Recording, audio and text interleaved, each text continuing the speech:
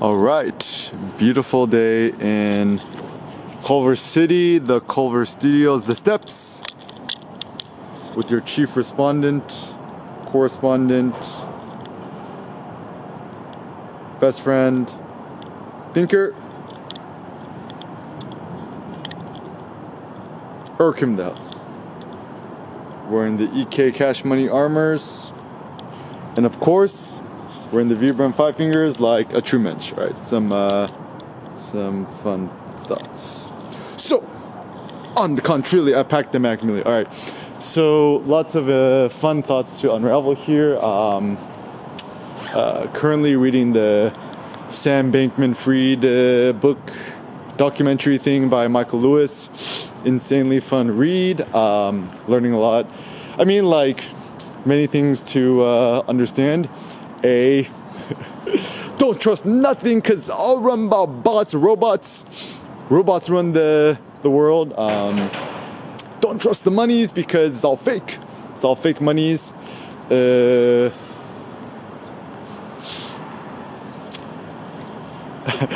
I'm like, apparently I was reading the book. This is quote like, Sam Bankman-Fried is like Kanye. I'm like, whoa, Sam Bankman-Fried is kind of like Kanye of the Kanye worlds.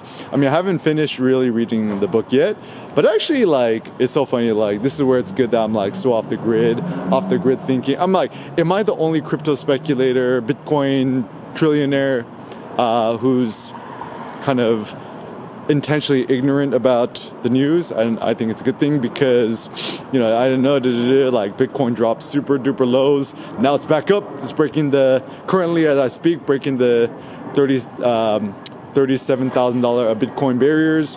And my personal prediction is by next year, it's going to bounce back to at least $65,000 and beyond.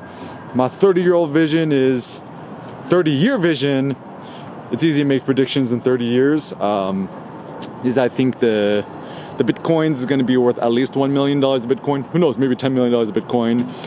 And ultimately, good morning, it doesn't really matter because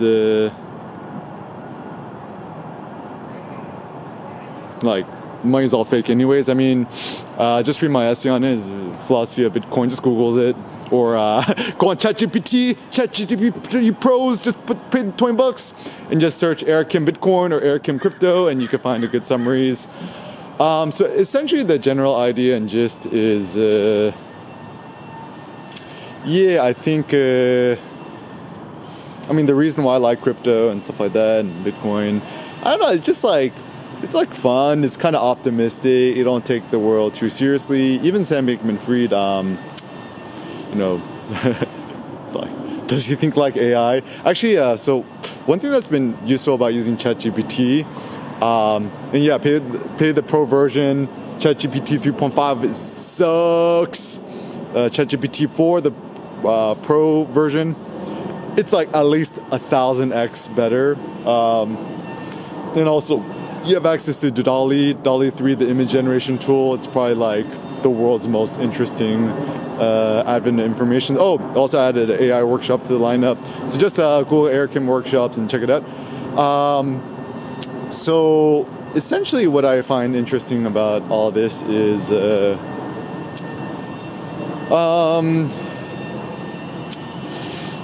kind of like the hijacking of care, politics, the media, etc. It seems like once people get really, really rich, what they're trying to do is they're trying to pay for influence via politics, but even as our buddy Sam says, you can't buy people. I mean, it's funny because like I've intentionally stayed and remained ignorant of all these matters, and it was kind of good because I don't become as emotional.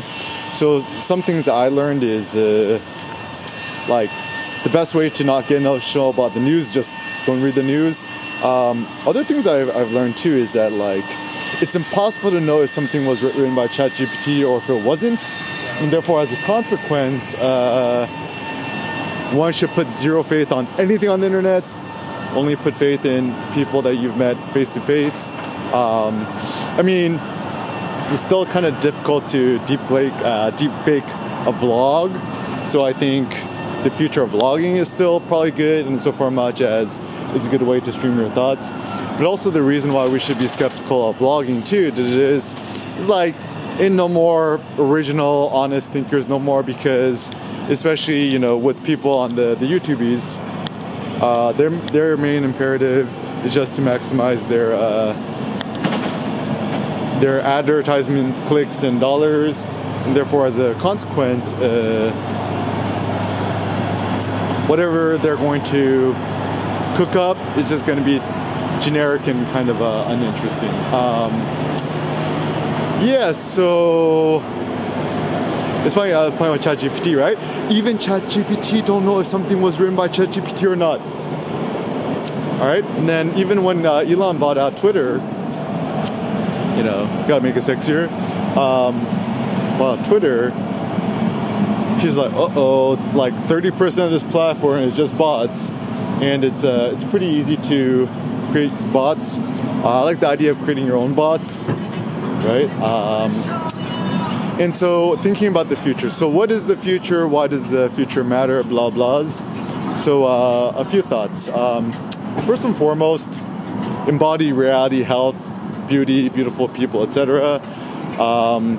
It seems that like actually a big problem in today's world is people have no good definition of health. They spend too much time indoors. There's too much politics about food and regarding food. So like, I think, like something I'm starting to think too is, you know, this notion of like effective altruism or utilitarianism is a positively bad one, because even all the head honchos running the show, they're all super dishonest and disingenuous. And yeah, I think people just don't really know what they want to do with their lives, and then therefore they plunge themselves into other foreign affairs. So some other funny thoughts. It's like, at what point do you know it's a good time to stop reading a book?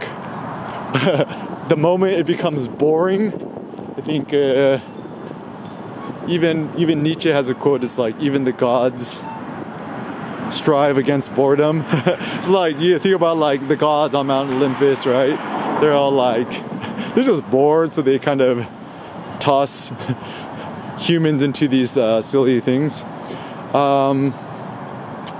And yeah, and I think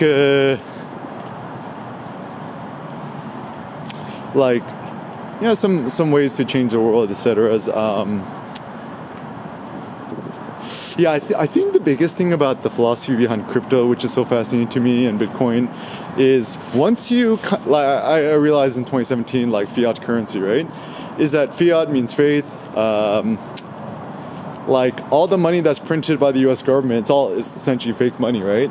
And once you start to detach yourself from notions of self-value and worth based on the number of ones and zeros in your bank account, seems like a good idea. And like, I kind of like this idea of like giving yourself your own standard military, you know, universal basic income, whatever is kind of has views. I mean, a dollar number, I think, which is fine, is, I don't know, assuming you pay for rent and utilities, maybe like $5,000 a month. Even that, like, so what do you even need money for anymore? Like, to me, I only need money to buy meat. Yeah, pay for your Costco membership. That's like pretty much it. And obviously you have access to the Wi-Fi's. And that's pretty much it.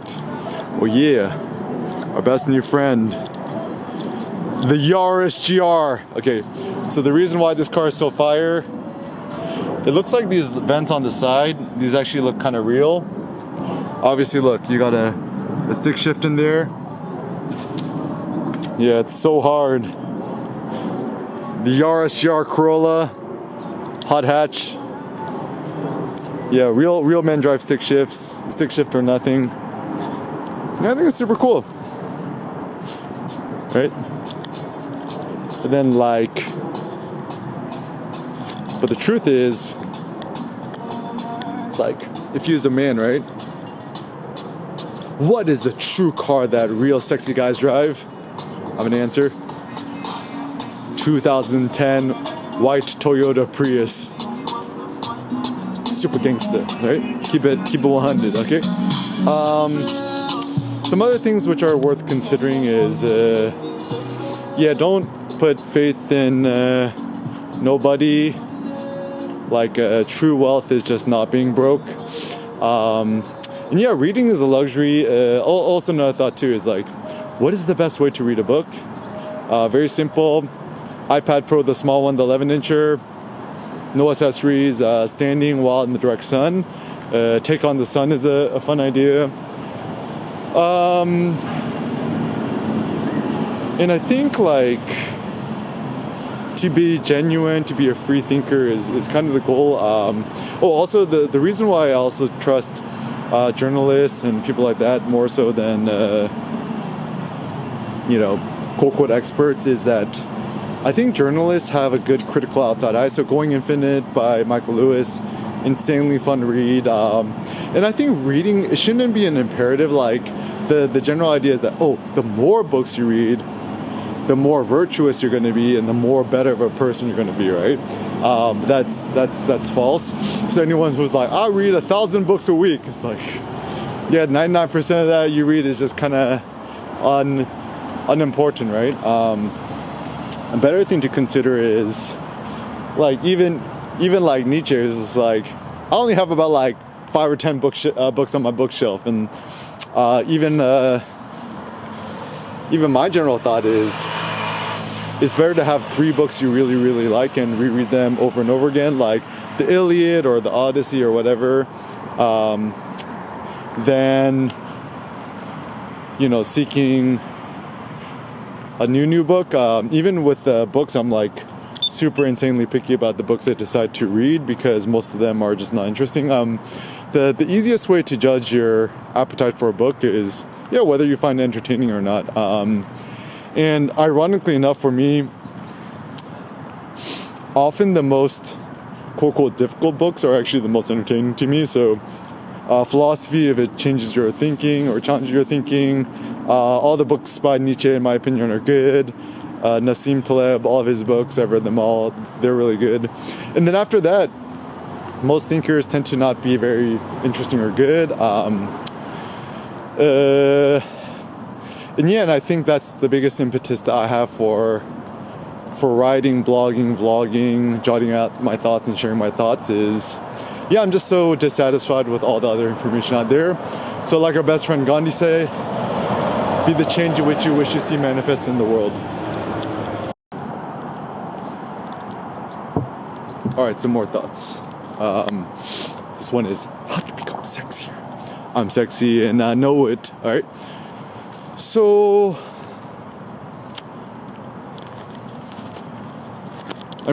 just get the Air Kim haircut. Just get a wall shaver thing off the Amazons. Just buzz your own hair on the sides. Keep it super clean. Keep it 100. And then do what they call the slick back on top. Cindy calls it my Lamborghini hair. So keep the sides super shaved.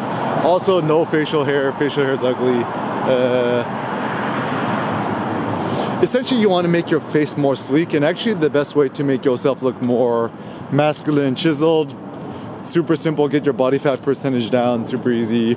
Intermittent fasting, no breakfast, no lunch, only one massive dinner a day, no carbs, no starches, no alcohol, no weed, no dairy, no nothing. For coffee, just black coffee, espresso. Just get a cheap long he espresso machine at home. We only paid like $100 for ours. Also with grinders, just buy a cheap grinder, or you can even use a hand grinder. I found that it works fine. Just drink tap water. Real men drink tap water. And also spend more time outside in the direct sun, topless, ideally. And so so I'm trying to, this is my realization. So what is it that everyone wants? I think everyone wants to become more sexy. The word sexy is kind of interesting because it's like, what does it mean to be sexy? Does it mean to be like, you're attractive in such a way that a lot of people want to have sex with you? I guess, right? I mean, even think about it, most men they want to become sexy insofar much as, you know, you buy the Lamborghini or the Ferrari, whatever it is, and then boom, you just suddenly want to have a bunch of beautiful women, you know, bed you.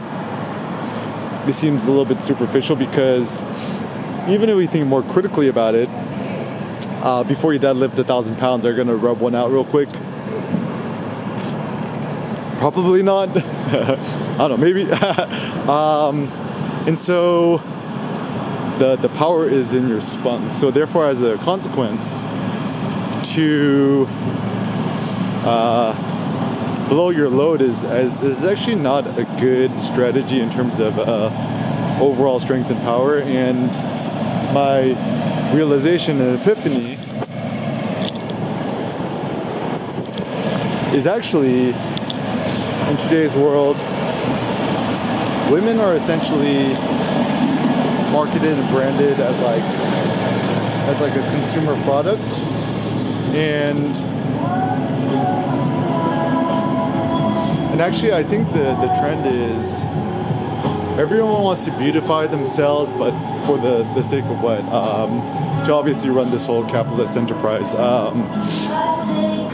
And I mean, the easiest way to become more beautiful and sexy, it's super simple. You just spend maximum time in the sun, lift really heavy weights. If you want to save money, just Titan.fitness. Cheapest place to get stuff. If you need a barbell, just order a Texas Power Bar. It's going to be 1 trillion times better investment than buying a new iPhone, right? It's like buy more weightlifting equipment, not iPhones. It's kind of a good life strategy. And actually it's funny too, because I think a lot of people, it's like, you want to be around sexy girls, sexy ladies. I think I figured it out. It's like, I mean, honestly, you're a single guy, you want to pick up girls, whatever. It's like, let's go to yoga. Yoga is like the easiest place where you have like, you know, a bunch of health conscious fit women. Sign up for Core Power, wherever's local. Or better yet, just don't even bother at all. Just work out by yourself at home. And so it's so interesting because ancient Greek, Roman times, women are essentially absent from anything, whereas men are so, like, actually, if you think about it, like, all these men who stake their own self-ego and individualism on, like, how many hot chicks they could pick up, it also is kind of like a strange modern day thing, and kind of shows some sort of lack of sincerity as well, because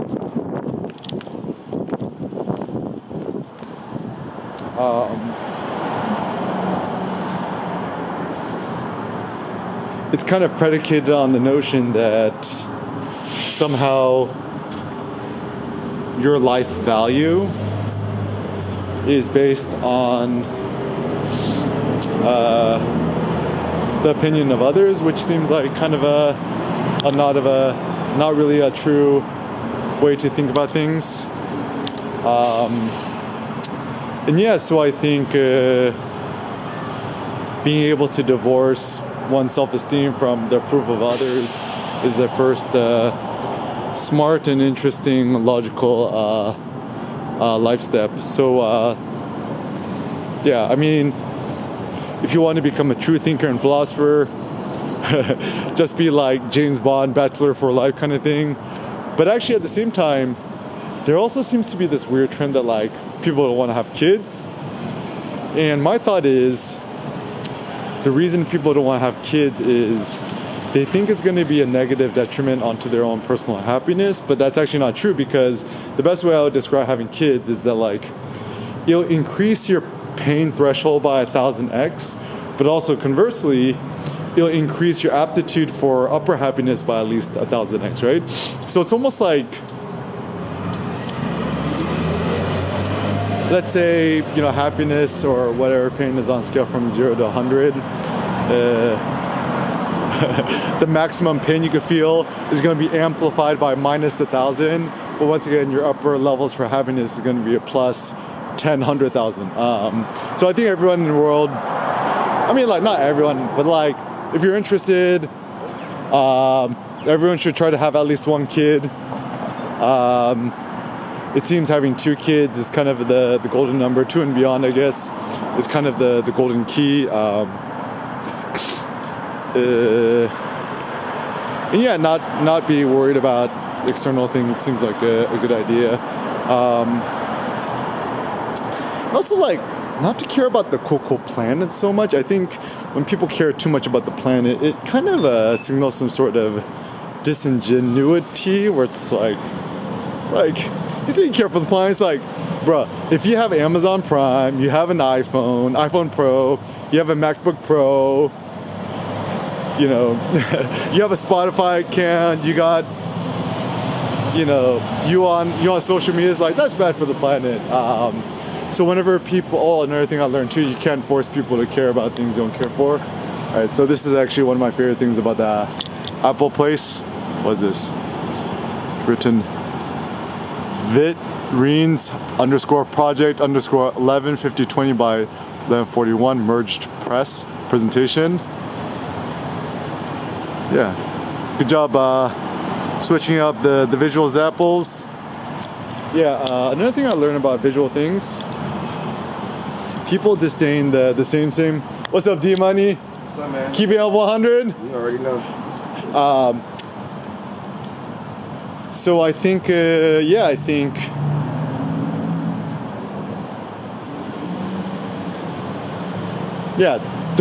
don't do what's cool, good for the planet. Do go for what's yourself.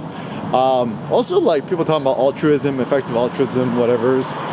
Honestly, the best way to be altruistic is just show love and kindness and care to people one-on-one. Beyond that, I think everything is just kind of this, like, kind of false game that people are trying to gamify. I find it very disingenuous, the most way that people do it.